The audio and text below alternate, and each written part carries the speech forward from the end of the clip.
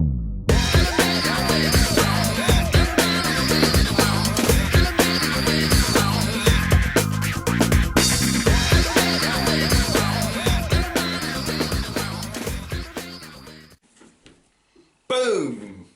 2016, Anthony Asquith. I hope you like the new music. It definitely is a little bit more upbeat, don't you think? Thank you for tuning in, and much appreciated for your time. I want to look at ways today, in today's video, of how you can begin to influence people, to make your ideas heard, listened to, understood.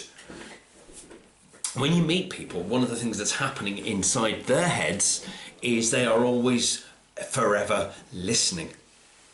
What I mean by that is that when you are talking to people, they have thought processes expressed in language terms that go on around the messages you're feeding to them. So, for example, they may have things like, is he right? Is he wrong? Is she telling the truth? Have I heard that correctly? Is there any other thing? What about the fact I've got to pick up XYZ from school this afternoon, and I've got the end of month report to complete? And what about Jemima? I did promise I'd take her out on a date this evening, or I did promise we were going to spend some time together at the weekend. What this is really implying is that people have a lot of information, detail going on in their heads all the time while you're talking to them. And key to your success at being able to get your ideas across to people so that it gets absorbed into their thought processes is to set up what I term unconscious hooks.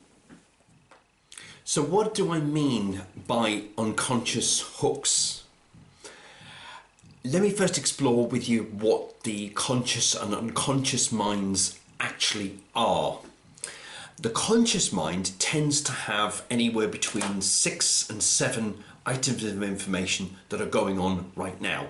So, for example, you're aware of my voice, you're listening to what I'm telling you, you're assessing and summing up things that are going on in the words I'm saying, and your understanding of the meaning. That's your conscious mind. And if you were to think about the impact of the conscious mind, it's kind of like standing in a small spot and drawing a circle round that spot, okay? And you'd probably recognise it's around about a foot in diameter, in circumference. The unconscious mind, however, is very different. By comparison to size, if it was a small foot in circumference, in width, the unconscious mind is nearly 11 miles wide. It's huge. So it's literally 1 to every 11 million parts in its complexity and its understanding of the way the world works. Unfortunately for us, a lot of the time, that part of our thinking is outside of our awareness. And in order for you to get messages across, key to your success is being able to pierce that mental bubble. And how do you do this exactly? Well, you use a variety of cues subliminally.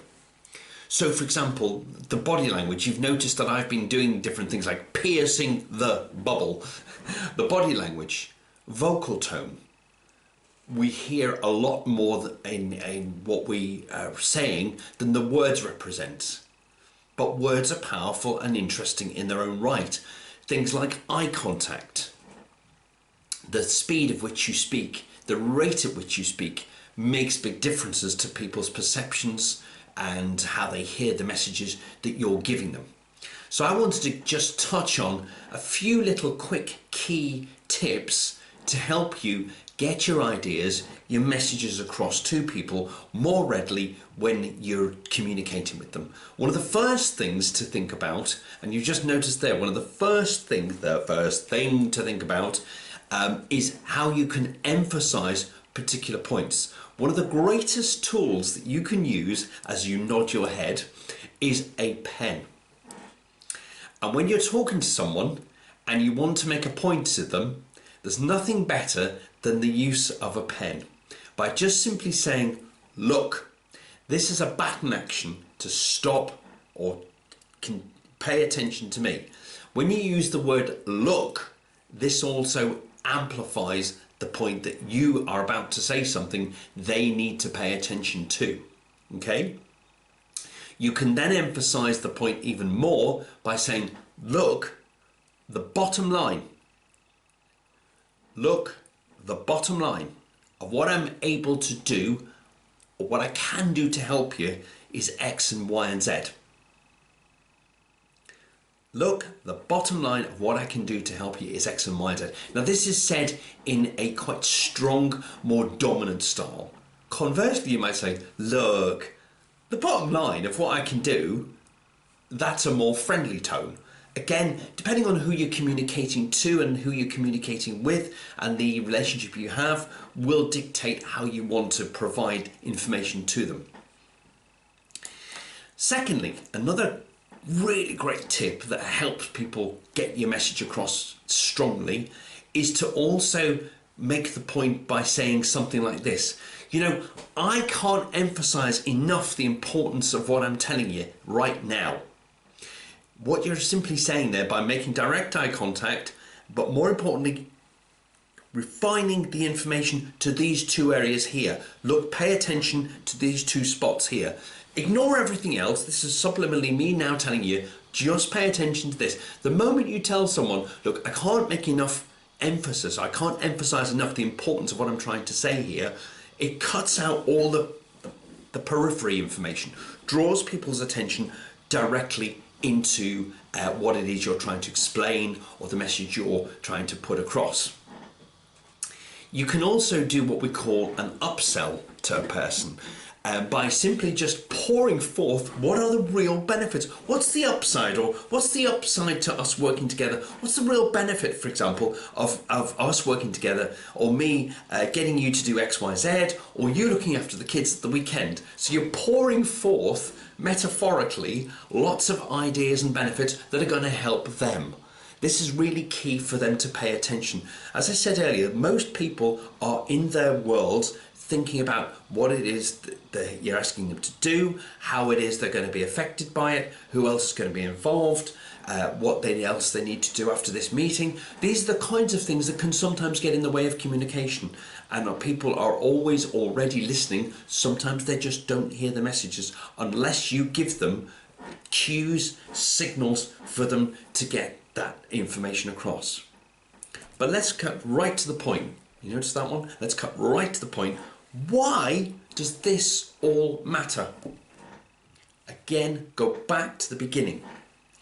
We're attention deficit short. We struggle to pay attention to information for long periods of time. More and more now, for example, you're seeing videos online where people are much happier to watch short educational videos like this one. People, for instance, I noticed when I produced my book, commented very specifically about the fact that the book was of relatively short length. They love that point. More to do with the fact that every time they open a self-help book that's a couple of 100 pages long, they feel freaked out and panicked. Most people don't have the capability and capacity to deal with large chunks of information. It's got to be simplified, it's got to be simple, easy to understand for people to get the gist of quickly and easily. How can you actually use this type of stuff? Again, as I said, if you want to make meaningful connection with people, give them time to think about what it is you're saying. Allow pauses, stop, ask them questions. How do you feel about what I've just told you? What are your impressions? What do you understand by what I've just explained? Could you explain back to me what you thought you heard me say? These are clever tips and unconscious cues that allow people to examine what they're hearing, what you're telling them, how you're discussing things with them. And all mixed together can create greater understanding, better connectiveness, and better understanding between people like you and I. I said to you early on that I just wanted to make this a short little blog to get the points across. More importantly, it's something that you can take away and try for yourselves. Now, what I'm also going to say is really important. Do not forget this. Some of you listening to this video, I know, will be dominant and will have no issues about coming forth and saying, look, this is how it's going to be. Some of you are more sensitive, might think, I can't ever see myself doing that. Guess what? Why don't you just try? take a break from yourself, yeah? What you'll find, surprisingly to yourself, is when you do these types of things around people, they react. They react really differently. One final cue. If you've got someone who is a bit like me, likes to chat, likes to talk, there's nothing better, for example, than if you just happen to touch your watch momentarily.